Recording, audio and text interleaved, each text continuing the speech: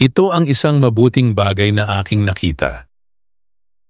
Nararapat lamang na kumain, uminom, at pakinabangan ng isang tao ang bunga ng kanyang pinagpaguran sa mundong ito sa maikling panahong ibinigay sa kanya ng Diyos.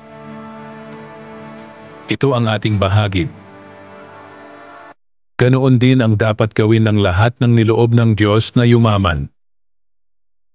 Tanggapin ang kanilang bahagi at pakinabangan ang bunga ng kanyang pinagpaguran sapagkat ito ay kaloob ng Diyos. Sa gayon,